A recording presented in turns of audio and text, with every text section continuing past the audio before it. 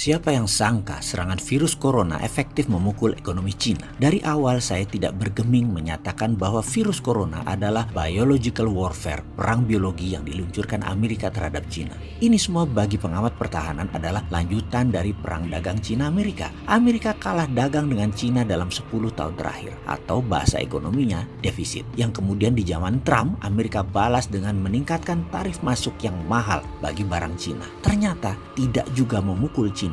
Kemudian Cina melemahkan yuannya sedikit sebagai counternya. Lalu apa yang dilakukan Amerika? US juga melemahkan nilai dolarnya. Namun sekali lagi, itu tidak memukul ekonomi Cina. Lalu dilanjutkan dengan serangan terhadap Huawei yang mau menguasai jaringan 5G. Di mana kalau Cina menguasai 5G, maka berakibat kekuatan ekonomi Amerika berkurang hingga 7% atau lebih dari 900 billion dolar per tahunnya. Apa yang terjadi? Akhirnya Cina mengalah. 5G mulai ketemu titik temunya. Namun masih Amerika versi Trump kurang puas. Trump ingin 2 kali menjadi commander in chief di Amerika. Maka digebrak lagi dengan serangan yang melumpuhkan ekonomi Cina, virus corona. Sebagai catatan, perang dagang adalah awal perang militer. Itu saya ulang berkali-kali. Kalau perang dagang menang, perang militer tidak berlanjut. Namun kalau belum menang-menang juga, pasti diserang lagi. Dan salah satunya adalah coronavirus ini. Ini adalah war tool. Ini adalah alat perang selanjutnya. Sebagai unsur melindungi segenap tumpah darah Indonesia,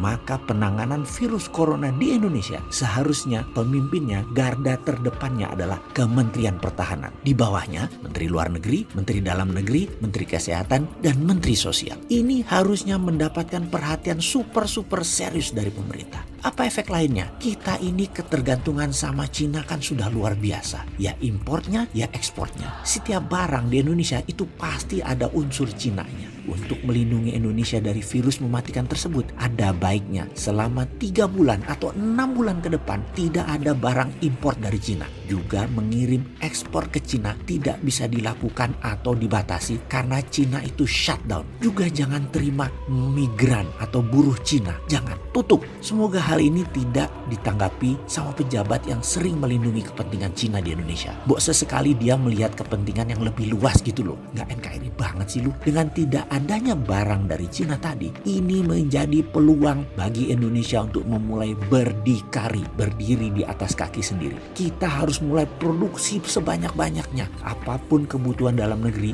harus kita produksi sendiri. Banjiri UKM dengan modal untuk memproduksi kebutuhan tersebut. Ini sekali lagi peluang. Kalau lagi begini masih mikir investasi asing, masih mengutamakan asing, bilang Indonesia nggak ada modal, nggak punya uang, perlu asing, apalagi asing. Ini yang komentar tidak NKRI banget. Coba sekali lagi kita mau dengar mana suara kalian yang nggak NKRI itu.